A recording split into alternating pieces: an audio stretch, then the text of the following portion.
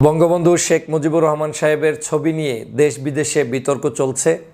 সাম্প্রতিক সময়ে যখন বঙ্গভবনে ৩ জন উপদেষ্টা শপথ গ্রহণ করেছেন, তখন সারা বাংলাদেশের মানুষ দেখতে পেয়েছে তাদের শপথ অনুষ্ঠানের পিছনে দেয়ালে টানানো শেখ মুজিবুর রহমান সাহেবের ছবি।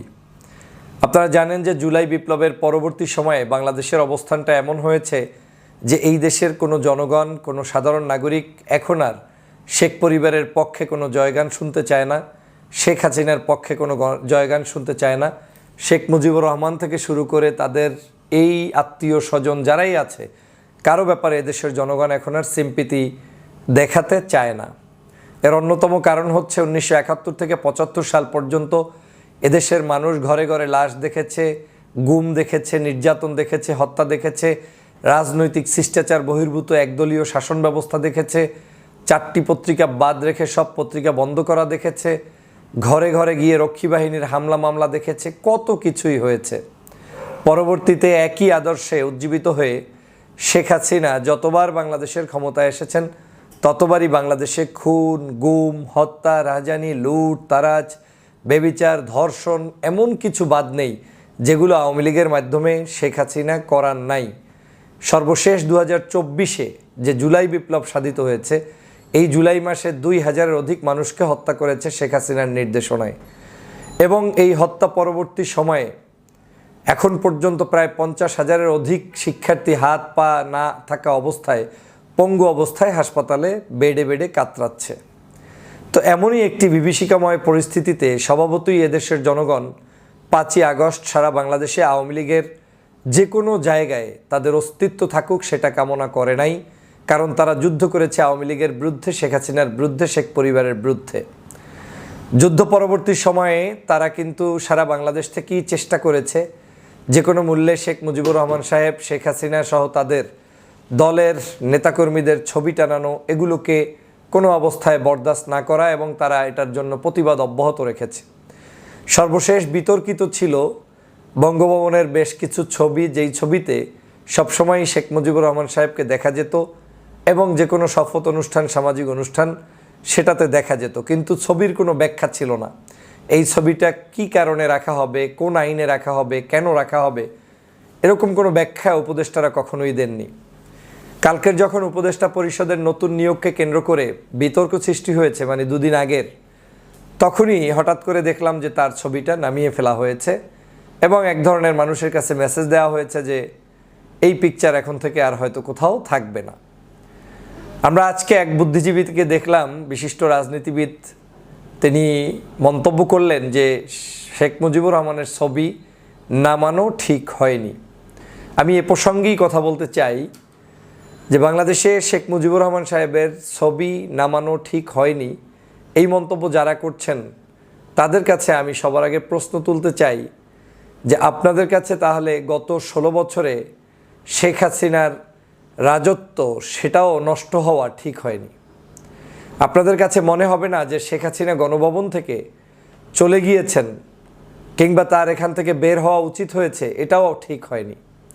আপনার কাছে মনে হবে না যে আজকের বাংলাদেশে আওয়ামী লীগ যে নিষিদ্ধ করা উচিত, কিন্তু আপনি বলবেন যে নিষিদ্ধ করা এটা ঠিক হয়নি বা হবে না? যেমনটা ছাত্রলীগকে নিষিদ্ধ করার পরে অনেকেই এই মন্তব্য কিন্তু করেছেন। আমি চরমভাবে বিরোধিতা করেছি এবং বলেছি যে এই বক্তব্য যারা দেন তারা আসলেই দীর্ঘ 16 বছর পর্যন্ত শেখ হাসিনাকে ক্ষমতায় রাখতে সাহায্য করেছেন। কারণ চোখের সামনে ছাত্রলীগ মানুষকে হত্যা করেছে, গুম করেছে, খুন করেছে। সেই ছাত্রলীগের জন্য বাংলাদেশের কোনো রাজনৈতিক দল বিন্দুমাত্র আবেগ দেখাতে পারে না কিংবা কোনো ব্যক্তি দেখাতে পারে না। যদি কোনো ব্যক্তি দেখায় এবং সেটা যদি দলের উপরে বর্তায়, তাহলে দলের পক্ষ থেকে স্টেট ফরওয়ার্ড স্টেটমেন্ট এই দেশের জনগণ কামনা করে। কারণ আমার কাছে মনে হচ্ছে এই ধরনের বক্তব্যগুলোর মধ্য দিয়ে দলকে দেশের কাছে, মানুষের কাছে গ্রহণযোগ্যতা হারানোর একটি গভীরতম ষড়যন্ত্র বর্তমানে চলমান রয়েছে। আপনারা নিশ্চয়ই জানেন যে বাংলাদেশে এই যে খুন হয়েছে, গুম হয়েছে, আমি বারবার বলেছি এই খুন এবং গুম আপনি যদি এখন বিচার না করেন, কোনো সরকারের আমলে এই বিচারটা আর হবে বলে আমার কাছে মনে হচ্ছে না আপাত দৃষ্টিতে। কেন বলছি? এখন যেভাবে একজন সাধারণ যে কোনো ইস্যুতে সবাই রিয়্যাক্ট করা শুরু করেন, তাদেরকে দেখলে আমার কাছে মনে হচ্ছে যে 5ই আগস্ট সারা বাংলাদেশে যে বঙ্গবন্ধুর মুরলগুলো যে সবাই ভেঙে দিয়েছেন, এবং সেখানে শুধু জনগণই না, সিপাহী জনতা সকল মানুষ মিলে দল মতের ঊর্ধ্বে উঠে ঐক্যবদ্ধভাবে সেই মুরল ভেঙেছেন। আমার কাছে মনে হচ্ছে এই বাংলাদেশে আওয়ামী লীগের চাইতে তারা বেশি ব্যথিত হয়েছেন আজকে যারা বলছেন যে শেখ মুজিবের ছবিটা নামানো ঠিক হয়নি। শুধু তাই না, আমার কাছে মনে হচ্ছে আগামী দিনে আওয়ামী লীগকে প্রতিষ্ঠিত করার জন্য যা যা করণীয় সব এই রকম ভাইয়েরা করে যাবেন, এবং এভাবেই দলটাকে চরম কোণঠাসার মধ্যে দেশবাসীর কাছে পৌঁছে দিবেন। আমি বিশ্বাস করি মুক্ত স্বাধীনতায়, মুক্ত আলোচনায় যে কোনো ব্যক্তির রাজনৈতিক এজেন্ডা বাস্তবায়ন করতেই পারে, তিনি তার মতো স্বাধীন আলাপ করতেই পারে। কিন্তু আপনাকে বুঝতে হবে জনগণের আবেগ, বাস্তবতা এবং আওয়ামী লীগ আসলে আপনার জন্য কি করতো সেটা ধারণা নিয়ে রাজনীতির পথ অতিক্রম করতে হবে। আমার কাছে ভারতের একটা শাল পুড়িয়ে তারপরে সেটার প্রতিবাদ করাটা যতটা না জরুরি, তার চাইতে আমি মনে করি বাংলাদেশের শেখ পরিবারের সকল অন্যায়, অত্যাচার, জুলুমের বিরুদ্ধে ঐক্যবদ্ধ জাতীয় ঐক্যমত গড়া জরুরি। আমি আর এক দেশের একটা বিস্কুট পুড়িয়ে দিলাম, শাল পুড়িয়ে দিলাম, আমি তার বিরুদ্ধে প্রতিবাদ করলাম, ফাইন, কিন্তু আমার হৃদয়ের মধ্যে তার চেয়েও ভয়ানক কিছু গেঁথে আছে যেটা আমার দেশবাসী বিন্দুমাত্র পছন্দ করে না। আমার তাহলে কোনটা করা উচিত? আমি আমাদের ভাইদের অনেকের সিনিয়র অনেক নেতৃবৃন্দের অ্যাক্টিভিটিস দেখি, যেটা দেখে মাঝে মাঝে ভাবি যে এই যদি হয় আমাদের চরিত্র, তাহলে দীর্ঘ 16 বছর সে কারণেই শেখ হাসিনা অবৈধ পথে বাংলাদেশে ক্ষমতায় থাকতে পেরেছে, এবং সে কারণেই বাংলাদেশের জনগণের উপরে জুলুম, অত্যাচার, গুম, খুন, হত্যা, রাহাজানি করতে পেরেছে। এবং বাংলাদেশে আজও যে জাতীয় ঐক্যমত হচ্ছে না, অনৈক্য হচ্ছে, এর অন্যতম কারণ হচ্ছে সেটা। আমি কার ছবি টানাবেন, কার ছবি টানাবেন না, এই তর্ক বিতর্কে যাওয়ার আগে আমি যে পয়েন্টটাতে কথা বলতে চাই, আমার কি খুব বেশি জরুরি এই ইস্যুতে কথা বলার? মানে একেবারেই জরুরি হয়ে পড়েছে যে না, ছবি টানানো রাখতেই হবে, মানে সেটা আরও বেশি আওয়ামী লীগের আমলেও? আপনি কি আওয়ামী লীগের অফিসিয়াল স্টেটমেন্ট এখন পর্যন্ত পেয়েছেন? ছবির বিরুদ্ধে তারা প্রতিবাদ লিপি কোনো জায়গায় এখনও দিয়েছে কি না? তার আগেই আপনার পক্ষ থেকে কিংবা আমার পক্ষ থেকে অতি আবেগী হয়ে ভালোবাসা প্রকাশ করার মানেটা কি? আজকের এই শেখ মুজিবুর রহমানের ছবি থাকবে কি না থাকবে সেটা এদেশের জনগণের সিদ্ধান্ত। জনগণ 5ই আগস্ট যে বিপ্লবটা সাধিত করেছে, এইটা বাংলাদেশের জনগণের যে আবেগ, অনুভূতি এবং জনগণ যে দীর্ঘদিন পর্যন্ত নির্যাতিত হয়েছে, নিপীড়িত হয়েছে, তার একটা প্রতিফলন ঘটেছে।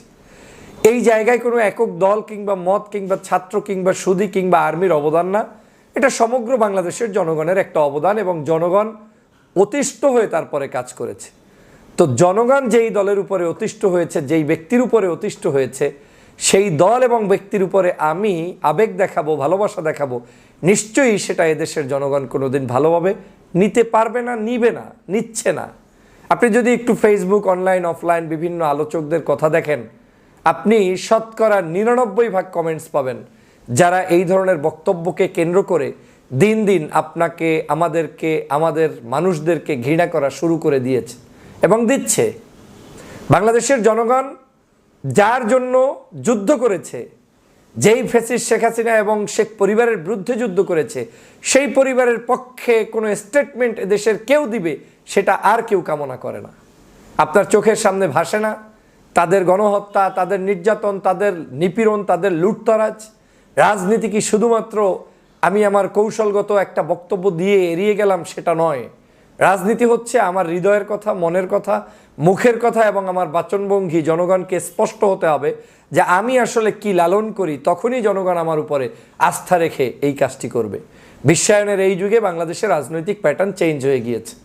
যারা বুঝতে খুব দেরি করবেন তারা বিশাল দাবি করলেও বাস্তবিক অর্থে দেখবেন সারশূন্য অবস্থা চলছে এবং চলবে, কারণ এটা কোনোদিন মানুষ কোনোভাবেই কারো খবরদারি এখন আর পছন্দ করে না। আমাদেরকে বাস্তবতা বুঝতে হবে। আজকের 16 বছরের মধ্যে শেখ মুজিবুর রহমানের এই যে নাম নিশানা প্রতিষ্ঠিত করতে গিয়ে শেখ হাসিনা বাংলাদেশ থেকে ইতিহাস বিক্রি করেছে, শহীদ রাষ্ট্রপতি জিয়াউর রহমানের নাম নিশানা মুছে দিয়েছে, তারপরে আপনার কি বলে তাকে বীর উত্তম খেতাব পর্যন্ত কেড়ে নেওয়ার জন্য সংসদে শেখ হাসিনা নিজে বক্তব্য দিয়েছে। চোখের সামনে এগুলো বাসে নাই। আজকের দেশনেত্রী বেগম খালেদা জিয়াকে একটা বারের জন্য বিদেশে চিকিৎসার সুযোগও দেয় নাই, জেলের মধ্যে বন্দি রেখেছে। কি অপমানটা না তাকে করেছে। সাইদি সাহেবকে ইঞ্জেকশন পুশ করে হত্যা করেছে। 2013 সালের শাহবাগীরা নেচে নেচে বাংলাদেশের ইসলামপন্থী ডানপন্থী মানুষদেরকে হত্যা করেছে। যেই হোক, কোনো মানুষকে অন্যায়ভাবে হত্যা করা এটা তো কোনো মানুষের নৈতিক দায়িত্ব হতে পারে না। আজকের সেই জিনিসগুলো চোখের সামনে যারা করেছে তার জন্য আমার এত আবেগ উতলানোর তো প্রয়োজন নেই। আওয়ামী লীগ তার রাজনীতি এই বাংলাদেশ থেকে নষ্ট করেছে, সেটা আওয়ামী লীগের কারণে করেছে। জনগণ দায়ী না, আপনি দায়ী না, আমি দায়ী না। আওয়ামী লীগ তার এই রাজনীতিতে পুনর্বাসন হওয়ার জন্য বহু চেষ্টা করছে, তারা বিফল হয়েছে। চোখের সামনে দেখলেন নূর হোসেন দিবসে তারা একটা মানুষ বাংলাদেশে নামাতে পারে নাই। তো সেখান থেকেও কি মনে হয় না যে আওয়ামী লীগ নামক এই সংগঠনটি বিচ্ছিন্ন হয়ে গিয়েছে? তারপরেও আওয়ামী লীগের উপরে পিরিত দেখিয়ে মূলত দলকে নষ্ট করা হচ্ছে, দেশকে নষ্ট করা হচ্ছে, মানুষের আবেগকে নষ্ট করা হচ্ছে এবং মানুষের অনুভূতিকে নষ্ট করে একটি ভিন্ন দিকে এই দেশটাকে ধাবিত করা হচ্ছে।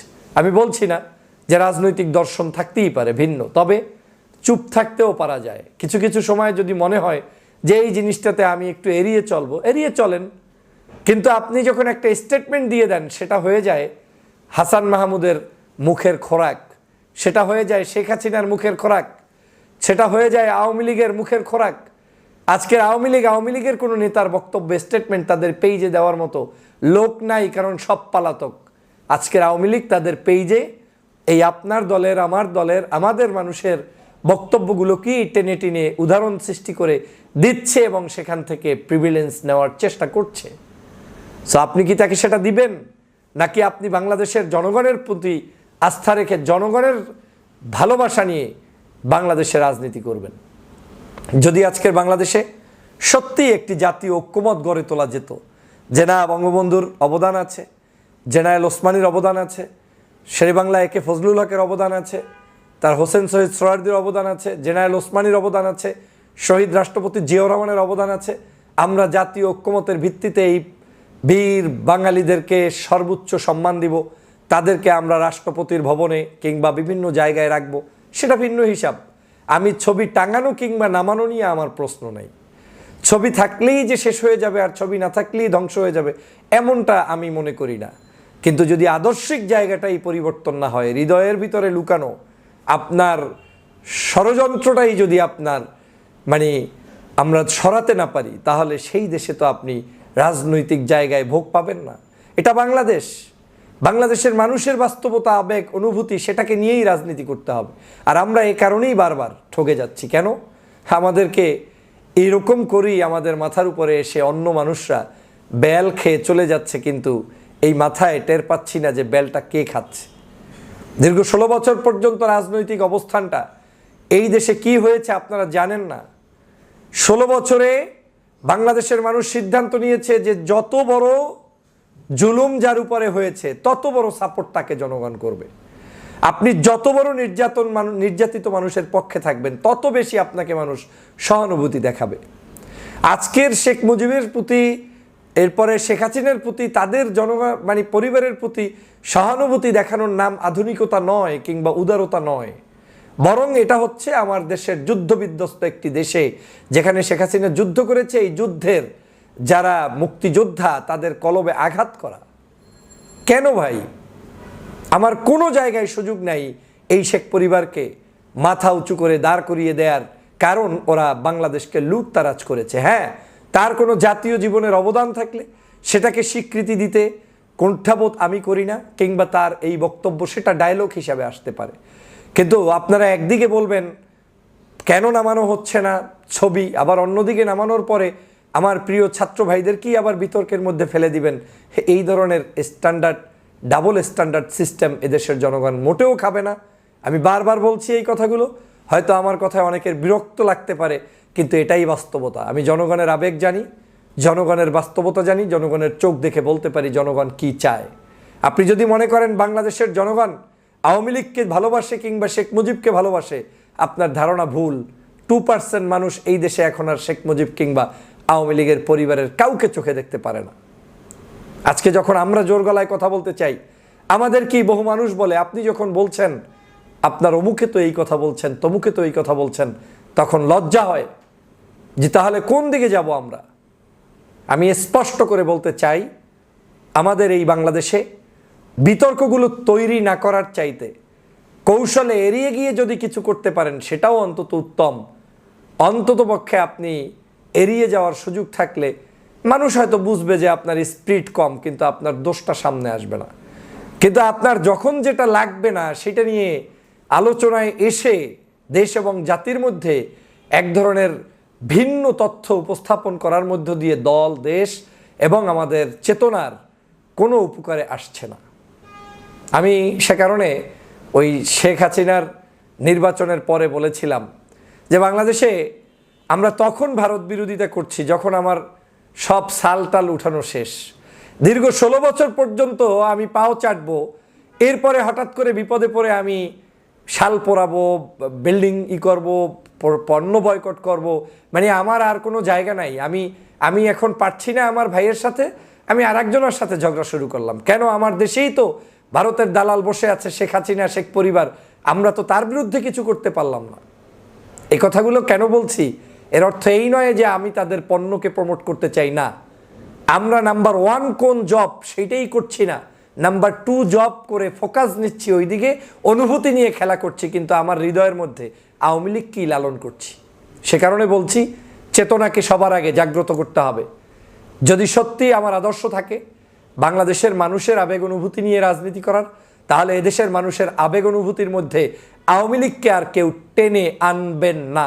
যদি কেউ আনেন, আমি বিশ্বাস করি এটা কোনো দলীয় বক্তব্য নয়, ব্যক্তির বক্তব্য হবে, এবং দলীয় বক্তব্য নয় যে সেটা স্ট্রেট ফরওয়ার্ড দলও জানাবে বলে আমার বিশ্বাস, সে যে দলের হোক।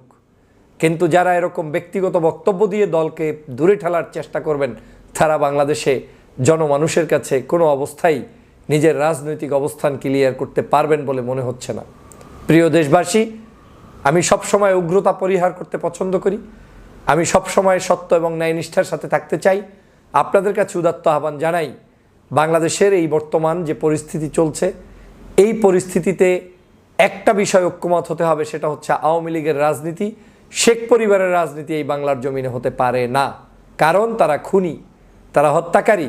বাংলাদেশে রাজনীতি করার বহু লোক আছে, আর লোক আছে কি নাই সেটা আমার আপনার চিন্তা করার দরকার নেই।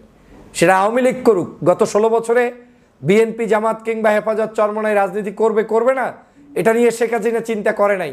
অতএব অনাহুত আমাদেরকে চিন্তা করে উদারতার পরিচয় দিতে গিয়ে নিজের পিছনে বাঁশ ঢুকানোর কোনো প্রয়োজনীয়তা নেই। আসুন সবাই ঐক্যবদ্ধ হই, শেখ হাসিনা এবং শেখ হাসিনার সকল কুকীর্তিকে জাতির সামনে উপস্থাপন করি। ইতিহাসে আমরা এই জুলাই বিপ্লব, আগস্ট বিপ্লবকে স্মরণীয় করে রাখি। ছাত্র জনতা, সিপাহী ঐক্যবদ্ধভাবে দেশকে এগিয়ে নিয়ে যাই।